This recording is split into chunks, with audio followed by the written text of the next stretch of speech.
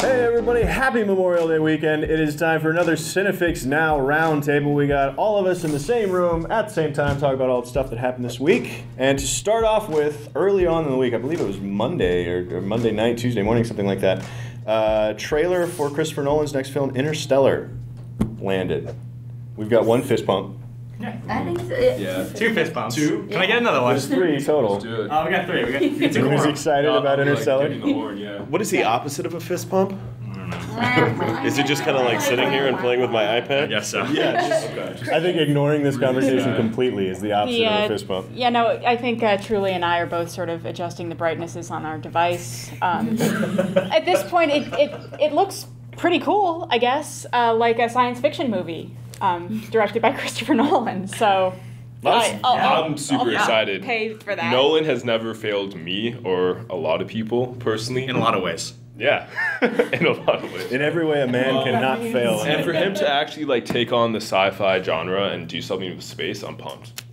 I like that, but at the same time, Christopher Nolan is not a director that has any sort of heart in any of his movies at all. And in fact, Memento succeeds based off that. And this movie, this trailer tries to set up this like really heartfelt sort of thing so that it can justify going to space. I don't think it's going to succeed, and I think it's going to fail on the launch pad.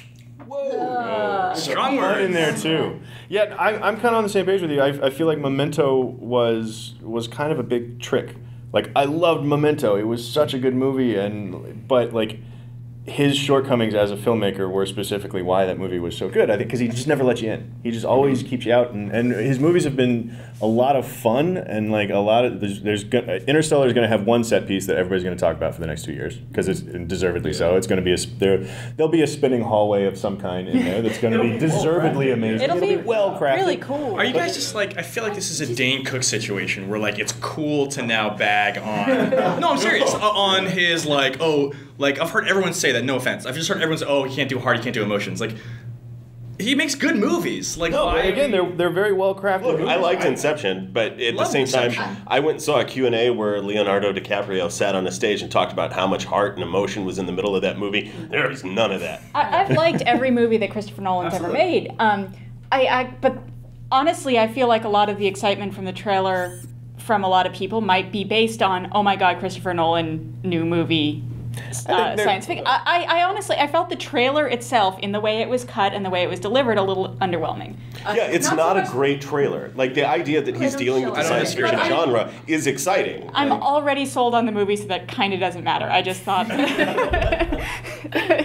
But I thought the trailer... But also it's the first one, too. Like, I think it's... Yeah, there's a long way to go between now and when it comes out. And I do appreciate that I don't know what's going on. I mean, it does remind me, like, the first Inception trailer, where it's just like, wow, and a city folding in half. You're like, what? Sold? Yeah. Because I'm totally on board for movies that are just fun for the sake of being fun. Like, I don't need super emotion in every movie. I don't need a character that I like. I honestly, I don't.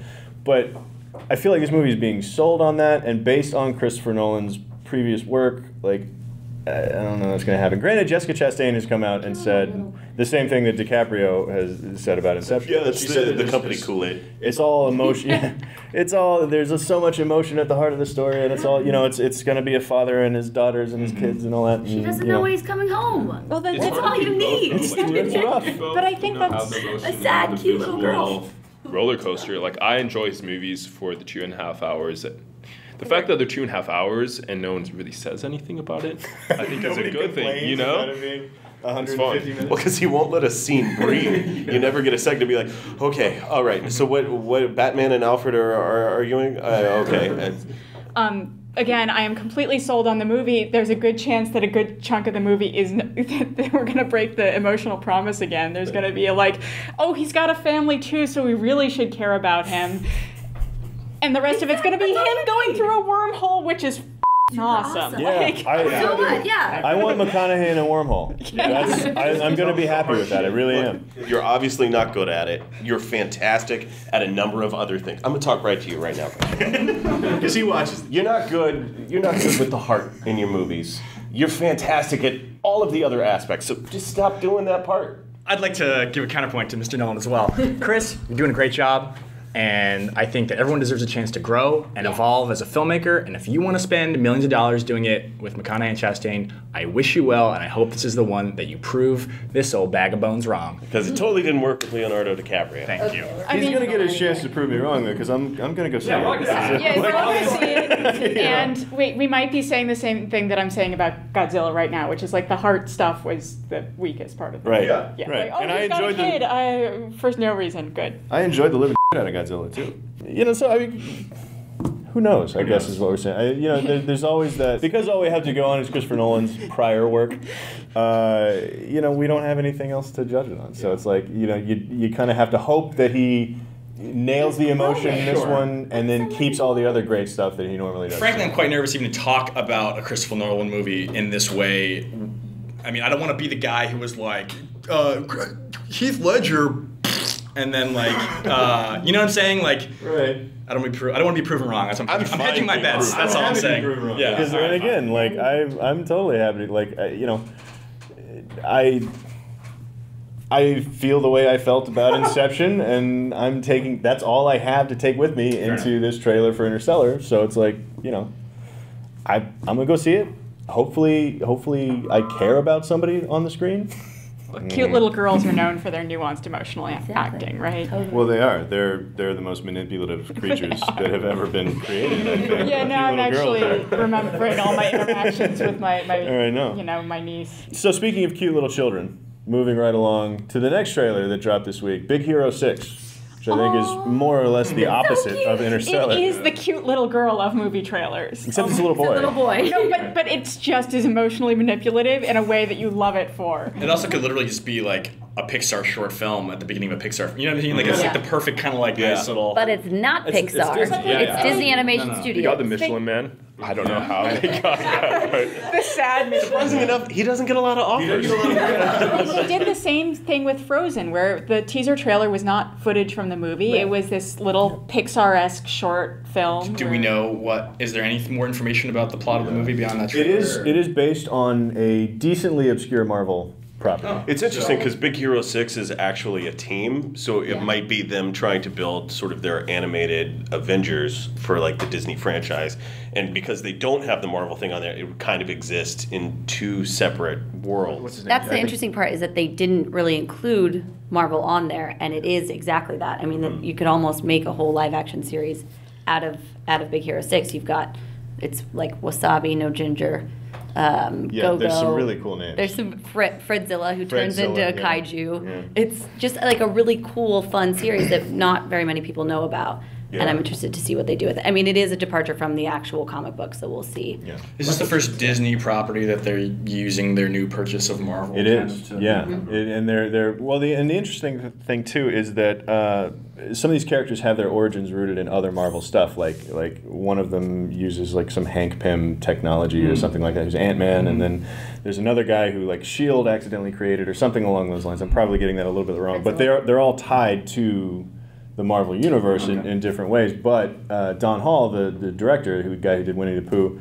has said that none of that is applied. Like Iron Man does not exist in this universe, so it's going to be. He said that they've given the property over to them completely, and they get to do whatever they want. So it's a whole separate thing. It's a whole brand new world that they're making. Well, you mentioned Don Hall from Winnie the Pooh. It kind of has that like charming little, like, you don't actually have to say anything feeling of like you get what's going on, and he's just a dope.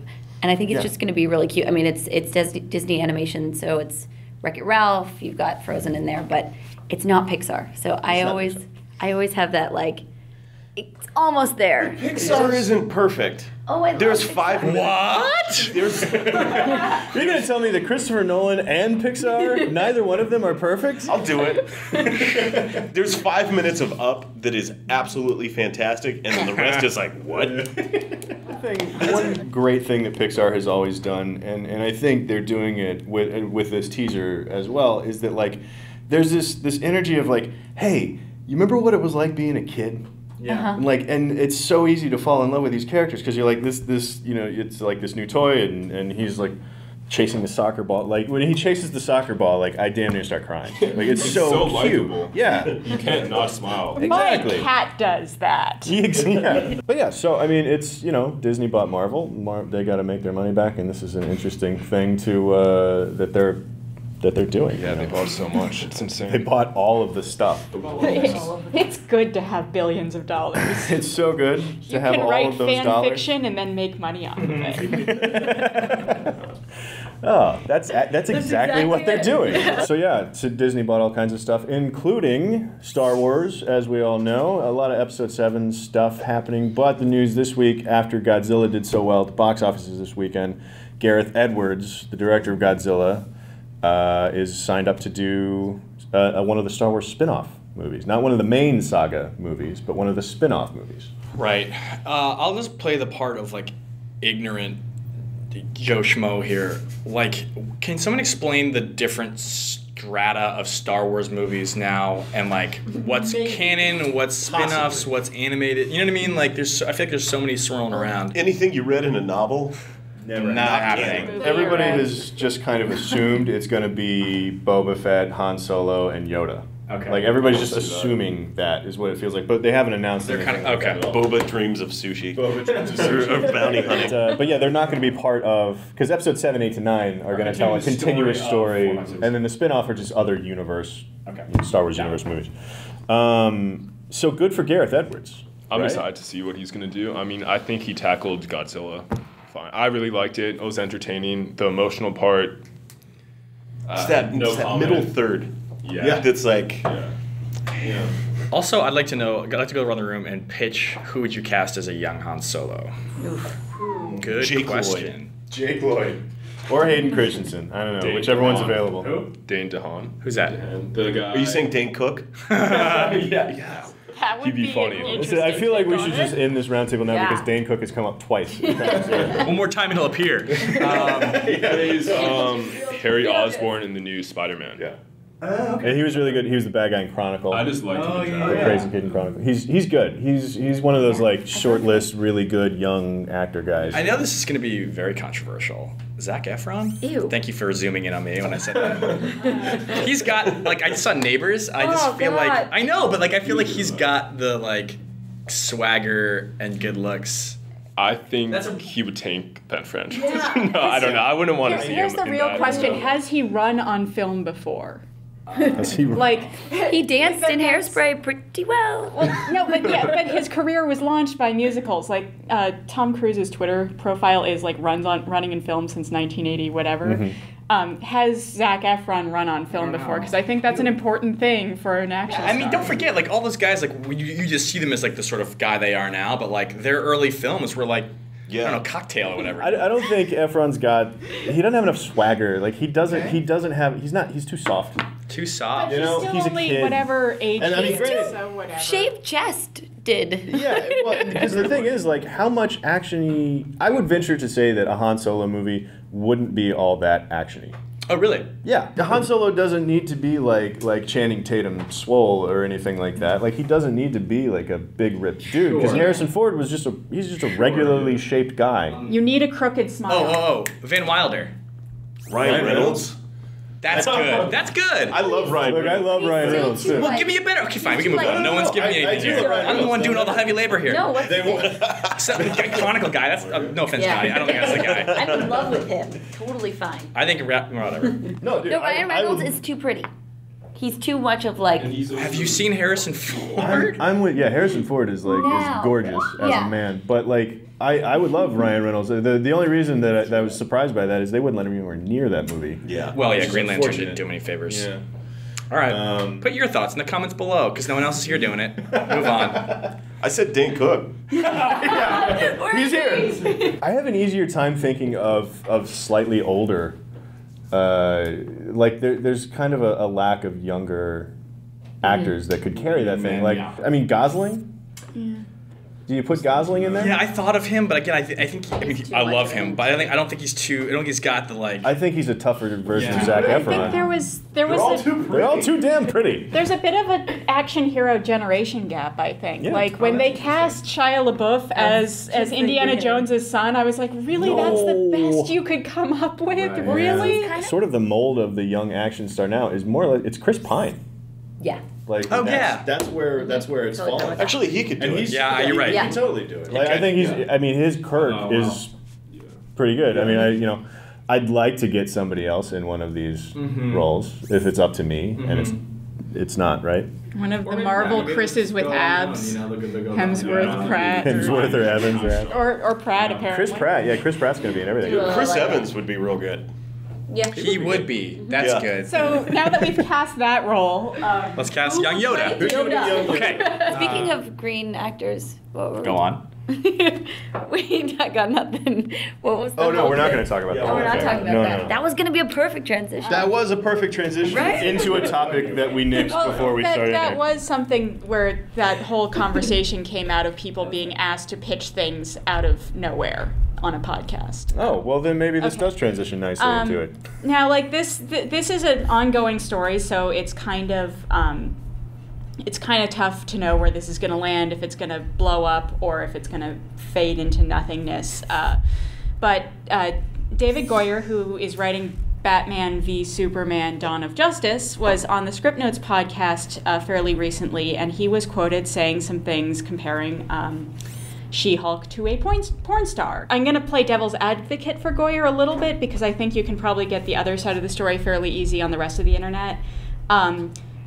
In podcasts where you are pitching things, you end up saying things like casting Zac Efron as Han Solo, Yeah. and then you end up being held to that. So the way it went down is in the podcast, they were all sort of asked to draw comic book names from a hat and pitch a movie on the spot.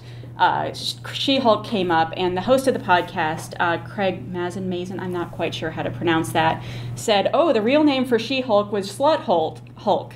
And Goyer then riffed on that, comparing her to China from the WWE, which maybe he's seen the same Avengers porn parody that I have, but China from the WWE did in fact play her in a porn movie.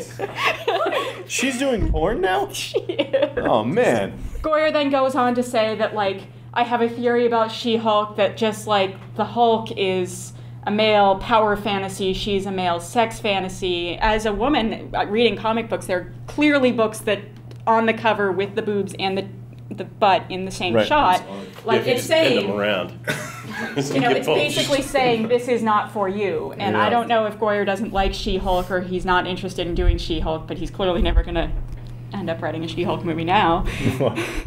He's out of all that She-Hulk business.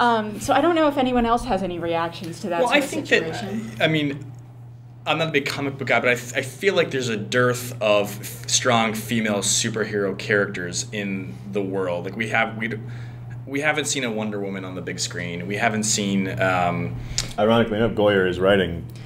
He's the writing Wonder the Woman. yeah. He's writing the Wonder Woman character. I guess I'm just saying, like, we don't have to do them any more disservice by like crapping on the ones that are out there. So it was you know? reducing this character who's a lawyer and who decides to like become a superhero in her own right to, oh, she's this Yeah. sex object But for the male power. doesn't that also fantasy. speak to the issue of the fact that there aren't really viable female superheroes? Like he's not simplifying it into that. He's saying she was created that simple. Yeah, and I Or don't. not like he's. I'm guessing making he it has that not simple. kept up on the She was She-Hulk created that books simple. Yeah. since 1980. Right. Stan Lee came back and responded and said, like, that's not how I intended to create her. Yeah. She's busty because all superheroines are busty. That's the thing. Which is a bit different. Which No, is like, actually far more offensive. Yeah, no, I mean, there is a huge fine line. It's like, it's very much of like, you look at the old comic, she's got like no clothes on, she's a giant, she's like the Attack of the 50-Foot Woman,